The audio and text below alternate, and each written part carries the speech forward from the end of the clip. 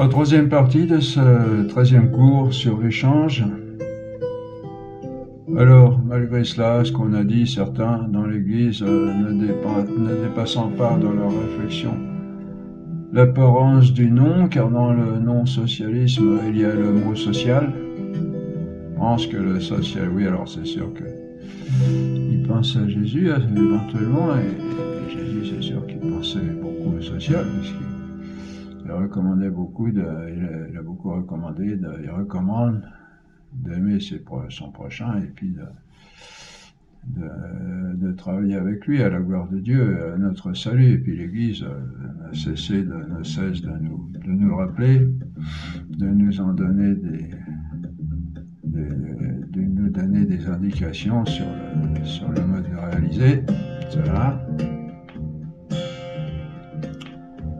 Donc, dans le mot, certains dans l'Église pensent que le socialisme peut très bien s'accorder avec la doctrine de l'Église et que les condamnations de cette doctrine par Léon XIII dans Rerum Novarum, comme on a parlé et par Pidon XI dans Quadragesimo Anno, ne valaient que pour l'époque et que maintenant elles sont révolues.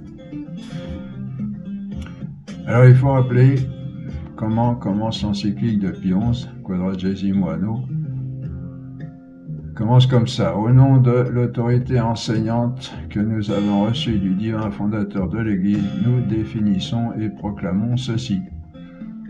Alors on ne voit pas comment une encyclique qui commence ainsi pourrait être une directive provisoire et contingente. Le pape entend bien engager l'autorité enseignante de l'Église dans un enseignement permanent. Après cela, Pie XI précise que le socialisme, qu'on le considère comme doctrine ou comme action, est on ne peut plus contraire à la vérité chrétienne. Vous voyez ? Certains, en effet, auraient pu négliger la doctrine et s'engager tout de même dans l'action socialiste. Mais autant la doctrine que l'action, dit l'autorité enseignante de l'Église, est on ne peut plus contraire à la vérité chrétienne. Et donc personne ne peut être à la fois vrai catholique et vrai socialiste. Ah. On n'entend plus ça maintenant. De plus, Jean XXIII, dans son encyclique Mater et Magistra, cite le texte de Pie XI en le confirmant par l'autorité.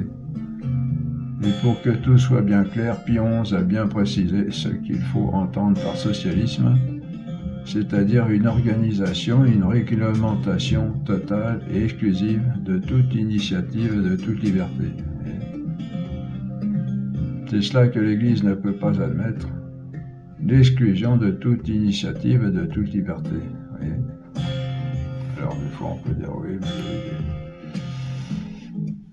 il y a des semblants de liberté et de laisser l'initiative, mais bon, si les saints-pères ils sont très au courant de l'affaire, parce qu'il y a des spécialistes dans l'Église qui ont étudié ces problèmes.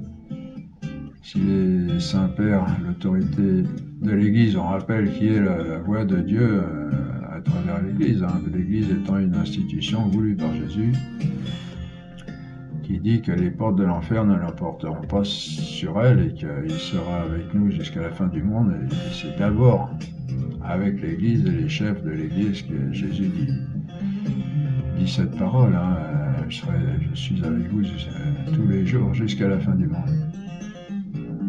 Donc quand on entend l'Église proclamer des décrets comme ça, qui sont compris comme émanant de l'autorité du magistère, il faut le prendre comme venant de Jésus lui-même. Et Pie XI a précisé que ce qui est condamné ainsi n'est pas seulement un socialisme matérialiste et athée, mais même un socialisme qui se dirait spiritualiste et chrétien, du moment qu'il se dit socialisme au sens que nous venons de définir, exclusif de toute liberté. Bon, ça veut dire si un socialisme admet la liberté, là on pourra revoir les choses, mais par lui-même apparemment il est exclusif de toute liberté. On comprend ainsi que soutenir de légitimes revendications ouvrières n'a rien du socialisme, comme le précise Pie XI dans Centesimo Anno, parce que cela fait partie de la doctrine de l'Église. Avec ces principes, nous avons de quoi juger des diverses formes de socialisme sur la planète. Le Parti socialiste allemand, par exemple, du temps de Jean Deja, d'après les réactions des autorités religieuses allemandes de l'époque, ne semblerait pas être un socialisme du genre condamné par l'Église, puisqu'il laisse une large part d'initiative et de liberté, ce qui ne semble pas le cas du Parti socialiste français. On reparlera de tout cela plus largement dans le cours sur le marxisme, le 15e ou le 16e. Dans le cas de socialistes non marxistes, il serait possible à des catholiques de collaborer de manière limitée avec eux, dans la mesure où l'on n'accepte pas les mauvais principes que l'on vient de noter. C'est ce qui explique l'existence de gouvernements mixtes constitués de catholiques et de socialistes non marxistes. Alors, après avoir rejeté le libéralisme et le socialisme, quelle solution trouver? Faut-il chercher un compromis entre les deux? Eh bien, on répond absolument pas. Ce serait additionner leurs défauts, car il ne s'agit ni de laisser faire entièrement une nature humaine limitée, ni de décider du haut de son esprit ce qui est bon pour chacun, indépendamment de la réalité. Il faut rejeter complètement l'un et l'autre, comme toute forme d'idéalisme, de quelque forme qu'il soit, comme n'ayant pas une juste considération des problèmes réels. La vraie solution doit être réaliste et chrétienne. Alors on rappelle que ça peut choquer maintenant quand on parle de la chrétienté dans la politique, parce qu'on nous a tellement habitués à la mettre de côté que on pense qu'elle n'a rien à faire dans le domaine public, et qu'elle est reléguée dans les maisons, dans la vie privée. Alors qu'on a rappelé que la vie chrétienne, c'est tout simplement retrouver notre but à tous, qui est Dieu, et que c'est dans la religion chrétienne qu'on le trouve le mieux, où tout est le mieux organisé pour que on retrouve notre but, et c'est pas étonnant puisque c'est la seule religion où on considère que Dieu s'est fait homme, cette réalité historique qui est venue établir le pont, la relation entre Dieu et nous. Le pont, c'est une expression de Sainte Catherine de Sienne, du Père éternel, dans les révélations de Sainte Catherine de Sienne. Jésus est le pont, au le haut. On peut dire aussi le lien, la route, lui qui le dit aussi, je suis la voie, la vérité et la vie. Donc, la chrétienté, non seulement elle a affaire dans la vie publique, mais elle devrait être première, en tant que représentant la véritable religion, la seule et unique véritable religion. On verra que les autres ne sont que des dérivés ou des faussetés complètes. En critiquant, c'est pas étonnant, puisqu'il n'y a qu'un seul Dieu, et Dieu le Père n'a qu'un Fils, et il ne pouvait y avoir que lui qui s'incarne sur terre, et on comprend que c'est la meilleure religion en tant que c'est Dieu qui vient parmi nous. Les autres religions, c'est l'homme qui essaye d'aller vers Dieu. Bon, soi-disant, certaines, comme le Coran, on dit que c'était révélé par Dieu, mais on verra que ça tient pas la route. Alors, en critiquant le socialisme, nous avons, tout en respectant les gens qui ont choisi de telles options, il ne s'agit pas de condamner, de mépriser les gens qui sont comme ils sont. Après, on rappelle que là, on parle surtout des doctrines et de ce qui fait le fond de ces choses, que ce soit en politique ou en religion. Après, les gens, bon, bah, chacun a son cœur, et Dieu seul est juge des cœurs, hein, des consciences. Hein. Il peut y avoir dans notre religion qui sont fausses, des gens qui cherchent sincèrement Dieu, et le Concile de Vatican II dit bien que ces gens-là, si c'est vraiment Dieu lui-même, le vrai Dieu qu'ils cherchent, eh ben, Dieu leur donne les moyens, même dans leur religion fausse, de le trouver. Et Dieu n'est pas arrêté par... Mais ce qu'il ne faut pas, c'est prendre ces religions pour les vraies et croire que Dieu est là alors qu'elles sont fausses. Alors, en critiquant le socialisme, nous avons vu qu'il faut adopter une économie marchande, mais il ne s'agit pas de revenir au marché libéral avec une liberté sans limite pour tous les individus. Donc la question est comment organiser et faire fonctionner le marché pour qu'il donne de justes gains et de justes prix. Aujourd'hui, on est tellement déformé par l'idéalisme et le rationalisme que quand on parle de juste prix et de juste gain, on se précipite sur nos ordinateurs pour mettre en application des algorithmes censés donner le juste prix et le juste gain au terme d'une série d'opérations arithmétiques. Alors, en agissant ainsi, on reviendrait à la solution socialiste qui calcule dans ses bureaux les justes prix et les justes gains, ce qu'on a montré être à côté de la réalité, car on ne peut calculer a priori les justes prix et les justes gains, on ne peut que le constater a posteriori.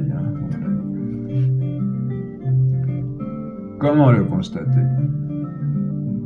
Eh bien, si les prix et les gains sont justes, quand ils assurent le bien-être des maisons,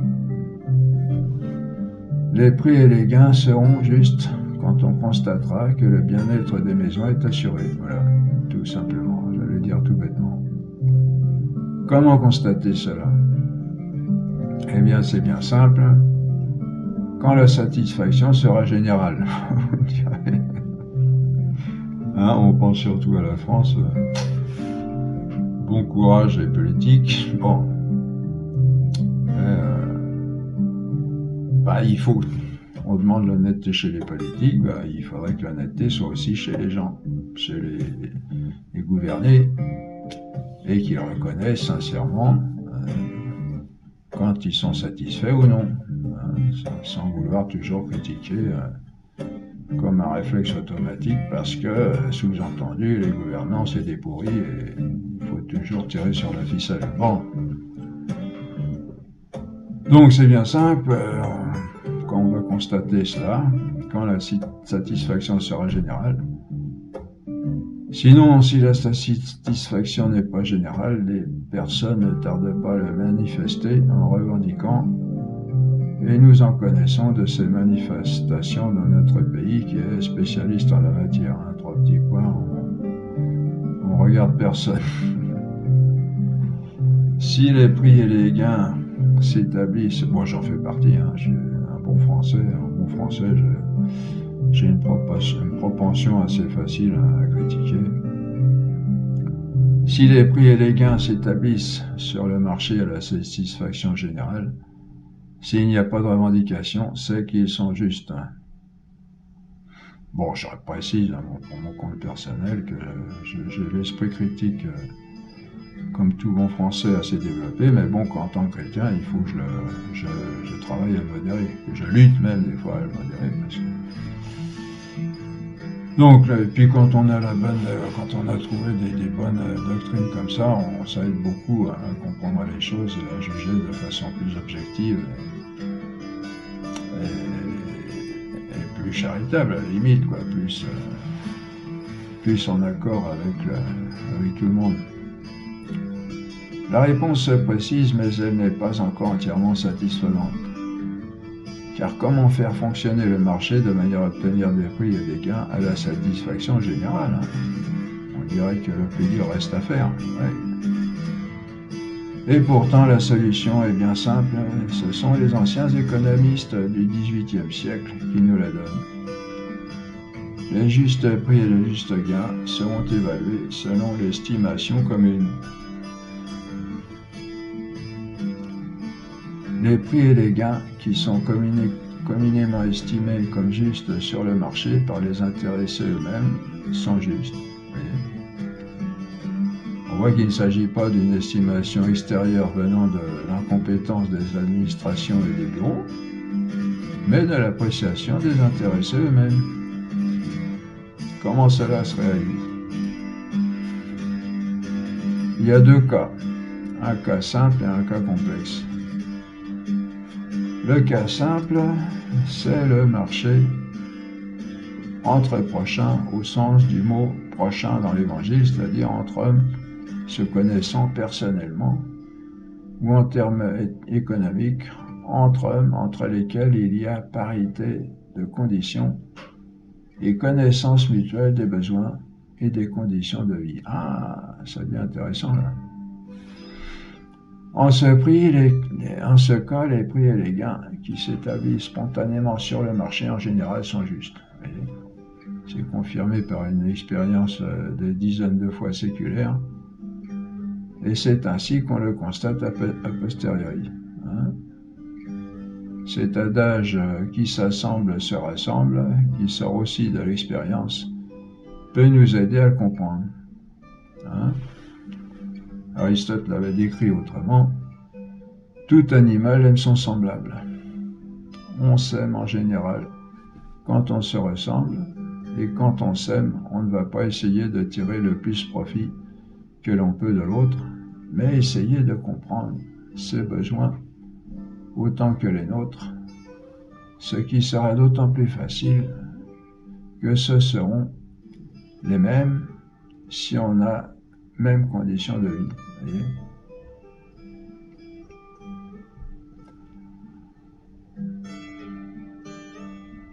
Et c'est un fait que les personnes qui ont mêmes conditions de vie s'entendent et s'entraident plus facilement que celles qui ont des conditions différentes. Voyez ?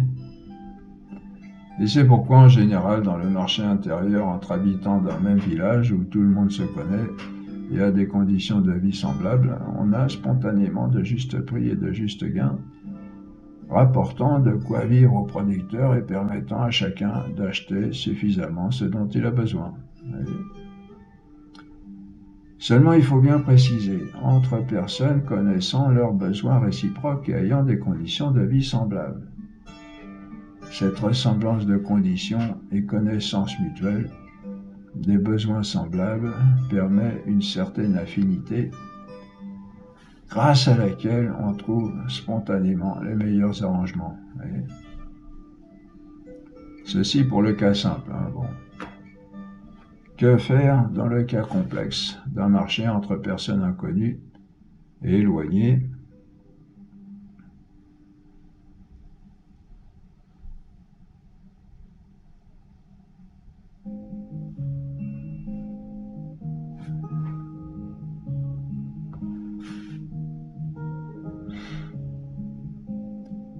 Que faire, je répète, dans le cas complexe d'un marché entre personnes inconnues et éloignées, par exemple entre un grossiste, acteur pour les halles de la grande ville, et le petit producteur de beurre et d'œufs d'une région campagnarde.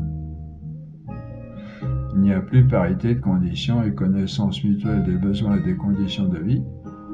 L'exploitation devient possible parce qu'il n'y a plus cette affinité mutuelle, naturelle. L'exploitation de l'un par rapport à l'autre. Ce qui le prouve, c'est que les rapports seront totalement différents si le grossiste et le petit producteur sont par exemple frères ou cousins. Vous comprenez ? On retrouve dans le lien familial l'affinité que l'on n'a pas au niveau des conditions de vie. On parle là de la généralité des cas, car partout il y a des exceptions. On peut en dire de même entre le recruteur de personnel pour la grande usine et le travailleur isolé.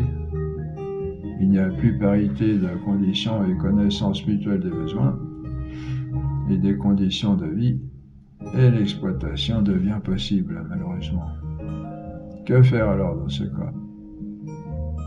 Celui qui voudrait établir un régime libéral se sentira obligé d'interdire toute association Sinon, ceux qui sont en condition d'être exploités risquent de s'associer pour défendre leurs intérêts communs.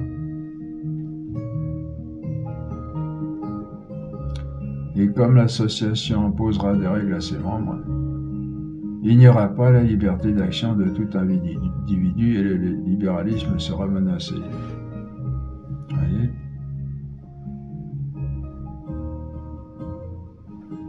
C'est pour ça que le libéralisme ne veut pas d'association. C'est pourquoi le libéralisme ne peut se réaliser que par interdiction de toute association, et c'est bien ce qui a eu lieu en France en 1791. Les libéraux qui dominent l'Assemblée constituante de 1791 voient un obstacle au libéralisme dans les règles des corporations. Ils décident alors de supprimer les corporations par un décret. Du jour au lendemain, les ouvriers, protégés jusque-là par les règles des corporations, se trouvent livrés sans défense devant des entrepreneurs qui ne cherchent qu'à les exploiter. Et la révolution chérie, immédiatement, pour défendre leurs intérêts communs, ils se groupent en associations ouvrières. Des libéraux de la Constituante qui n'avaient pas prévu cela, et 3 mois seulement après le décret dont on vient de parler, votent une loi qui ne se contente pas de supprimer les corporations, mais encore interdit toute association entre professionnels. Le texte de cette loi, en précisant interdiction de toute association professionnelle sous le prétexte de leurs prétendus intérêts communs, confirme en fait une profession de foi individualiste. À partir de là, la France sera pendant un siècle dans un régime libéral, c'est-à-dire jusqu'en 1884, date de la première loi reconnaissant les syndicats. Bon là, je me fie à Jean Dejas, tout ça, ça vient de, j'ai pas vérifié. Ces phases de l'histoire nous confirment que libéralisme et socialisme sont deux formes idéalistes des interventions artificielles de l'homme, s'opposant à ses besoins naturels. Le socialiste, par ses réglementations idéales, s'oppose aux besoins naturels du marché, comme on l'a vu, et le libéral, qui préconise l'individualisme, s'oppose aux besoins naturels des associations.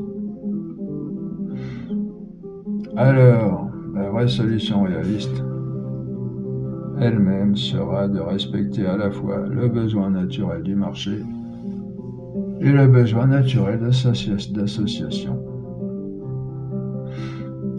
Cette vraie solution comporte donc de laisser les associations se constituer librement sur le marché. On aura alors, au lieu du marché, uniquement des individus du libéralisme, un marché organisé et structuré par la floraison des associations.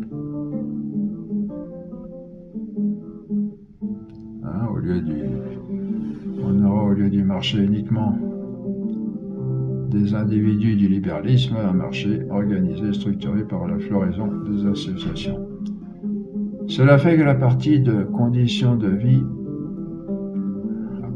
cela fait que la parité de conditions de vie et la connaissance mutuelle des besoins et des conditions de vie qui n'existaient plus entre les individus isolés de conditions différentes vont se retrouver entre les associations représentant et défendant leurs intérêts.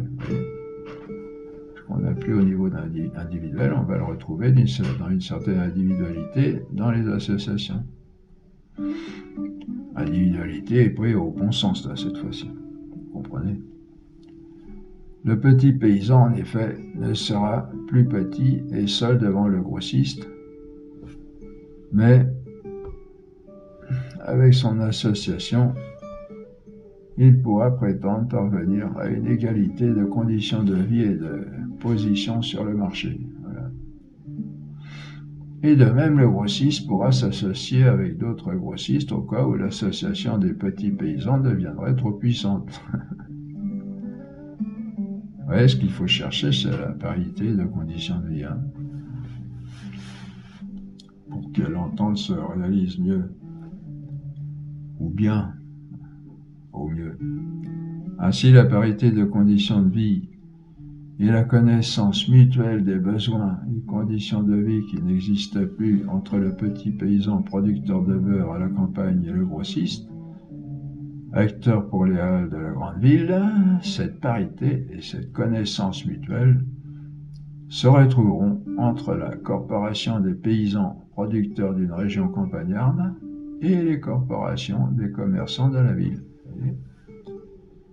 Et les prix qui s'établiront par convention collective entre ces deux associations seront en principe de juste prix, donnant l'estimation commune à la satisfaction générale, puisque c'est l'ensemble qui sera associé. La satisfaction sera générale parce que les décisions viendront de tous ensemble. De même, s'il n'y a pas parité de conditions et connaissances mutuelles des besoins et des conditions de vie entre le recruteur de personnel pour les grandes usines et les travailleurs isolés, il y en aura entre le syndicat d'une catégorie d'employeurs et le syndicat d'une catégorie de travailleurs.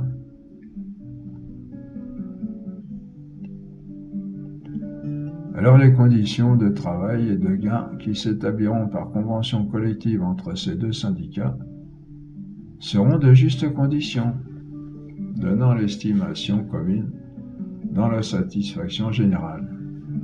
Et ainsi, la justice des prix et des gains sera déterminée par des conventions collectives entre les associations représentant et défendant les intérêts de leurs membres. C'est pas bête tout ça, hein. Selon Jean Deja, ça a été la situation de la France en 1936 avec le gouvernement socialiste de Léon Blum qui a fait voter une convention collective. Et les conventions collectives ne sont pas une solution socialiste mais chrétienne. Avec un tel régime, on n'a plus le risque d'exploitation du petit par le gros, du fait que le petit a la possibilité de s'associer avec d'autres pour représenter ses intérêts grâce au poids de l'association. Mais, dira-t-on, ne risque-t-on pas de retrouver les mêmes différences au niveau des associations qu'il y en avait au niveau des individus et voir des petites et faibles associations exploitées par des associations plus importantes? C'est alors qu'il faudra fédérer et confédérer comme solution pour que le poids de chaque côté soit égal. Ce à quoi il faut arriver, c'est à une parité de conditions de vie et connaissance mutuelle des besoins et des conditions. Toujours la même idée, c'est-à-dire en définitive, idée qui se base sur l'expérience de choses qui sont réalisées déjà au niveau individuel, au niveau réduit des petits villages.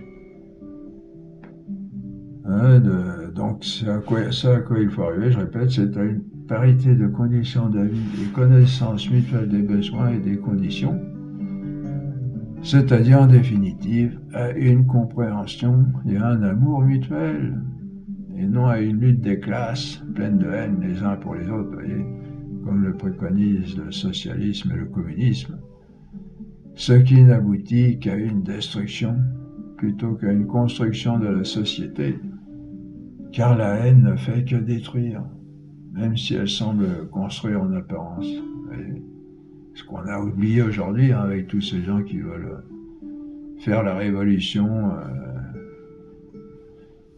virer, j'allais dire, le gouvernement et les gouvernants, pour changer, sans, comme on disait tout à l'heure, sans rien proposer à la place, et pas d'autre solution, mais en conservant cette haine entre eux, Et puis aussi entre le peuple, parce que il y a des gens qui sont contre les gouvernants, mais il y en a qui sont pour. Hein, donc, vous voyez.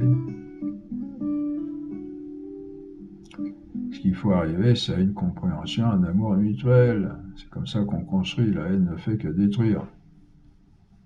Et la haine ne fait que croître. Hein. Si on prend ce chemin-là, on va vers le désastre. Hein. Et c'est ce qu'on est en train de faire depuis, enfin, ce qu'on a toujours plus ou moins fait, mais ce qu'on est encore en train de faire dans certains pays. On voit ainsi qu'avec cette solution, le marché n'est pas organisé de l'extérieur par l'incompétence d'une administration de fonctionnaires et de bureaux.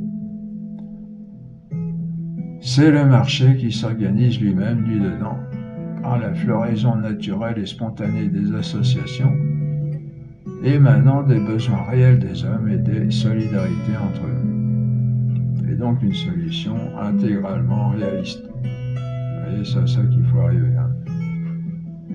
Et abandonner ces doctrines idéalistes que sont le socialisme et le libéralisme, comme on vient de le voir. Hein. Quel nom donner à ce régime? Eh bien, celui qu'il a eu pendant les siècles chrétiens, et que tous les papes de notre siècle lui ont donné, c'est-à-dire un régime corporatif, un corps professionnel ou une corporation professionnelle. Ce régime traduit de façon réaliste le fait que des hommes appartenant à un même secteur professionnel ont des intérêts communs et sont solidaires, c'est-à-dire font corps, corporation, corps. On retrouve la même vérité dans ce qu'on rapportait tout à l'heure. Qui s'assemble se rassemble et donc défend ses intérêts communs.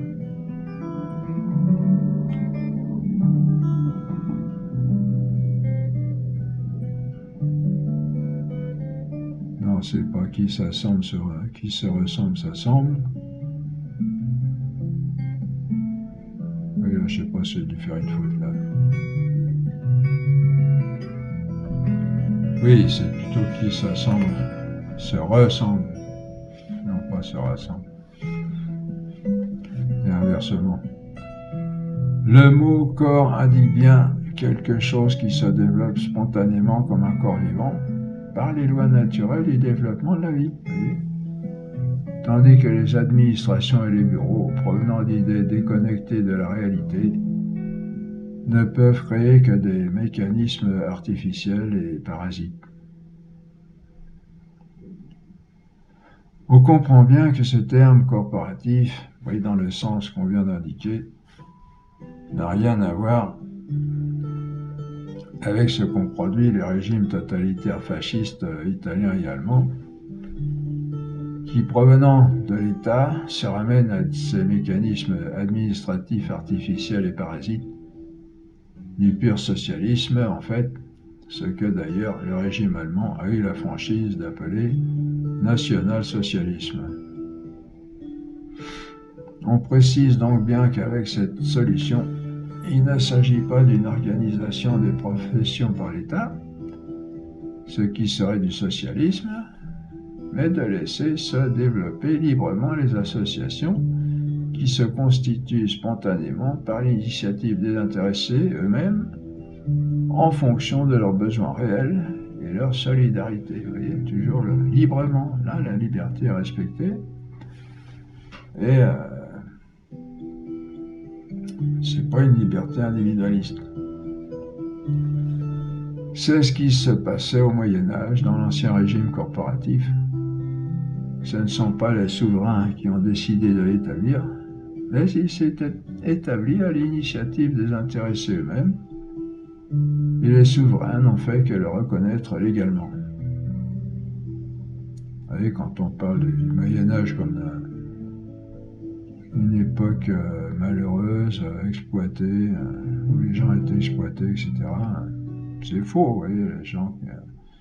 Il y a des historiens de l'Église qui disent que les gens étaient... il y a eu des époques où les gens étaient très heureux. on tente d'y revenir d'ailleurs aujourd'hui. Hein. Notre modernisme, il nous a apporté des bonnes choses, mais on est dans une situation où dont beaucoup de gens voudraient sortir. Hein. Alors une objection, on pourrait dire que ce régime corporatif était bon pour les conditions de travail d'autrefois, mais il ne correspond plus aux conditions de travail d'aujourd'hui. Alors, on répond qu'il ne s'agit pas de rétablir les régimes corporatifs d'autrefois comme ils étaient, au besoin par un système administratif artificiel et parasite, mais d'en garder le principe que l'on vient d'exposer ci-dessus, c'est-à-dire de laisser les corporations se constituer d'elles-mêmes selon la parité de conditions et la connaissance mutuelle des besoins et des conditions de vie. Il est évident que les conditions de vie et de travail ont évolué depuis. Les régimes corporatifs varient selon les lieux, les temps et les conditions. Et de même qu'on n'aura pas les mêmes qu'au Moyen-Âge, de même on n'aura pas les mêmes à Marseille, à Lille et à Bordeaux. Hein. Comment réaliser cela en fait? Alors l'État a en cela deux fonctions. D'abord une fonction contre-négative, qui est de ne pas empêcher de telles corporations, et ensuite une fonction positive, qui est de les prévoir et de les favoriser quand elles se formeront, c'est-à-dire d'avoir une législation toute prête pour reconnaître ces associations légalement et leur accorder un statut juridique les protégeant et leur accordant un ensemble de droits. Si en effet le rôle de l'État n'est pas de diriger lui-même dans le domaine économique et professionnel, son rôle est de légiférer et donc d'avoir une législation associationniste et corporative. En fait, ce qu'on dit là, c'est ce qui se passe au niveau de la famille, car comment se constitue une famille? On a déjà parlé, hein, mais on en reparle ici. Bien, ce n'est pas l'État qui décide que Pierre épousera Madeleine. Hein. C'est le mouvement naturel qui les pousse l'un vers l'autre à fonder une famille, et au moment de s'unir, ils trouvent une législation toute prête pour reconnaître cette famille légalement et lui donner un statut juridique. Non, en fait, on n'a pas parlé, c'est moi qui j'ai vu ça autrement. Transposons, pour en montrer la fausseté au niveau familial, les principes libéraux et les principes socialistes. Dans le libéralisme, puisque la liberté est sans aucune limite, ce sera un garçon qui séduira une jeune fille, lui fera un enfant et l'abandonnera comme bon lui semblera. Voyez. Et dans le socialisme, ce sera un ministère de la population aussi vaste que le ministère de l'économie nationale, avec un pullulement d'administration et de bureaux, où s'établiront les statistiques de tous les jeunes gens et toutes les jeunes filles, avec leur date de naissance, leur poids, leur taille, leur tour de taille, leur tour de poitrine, de facteur Rhésus, l'analyse sanguine, etc.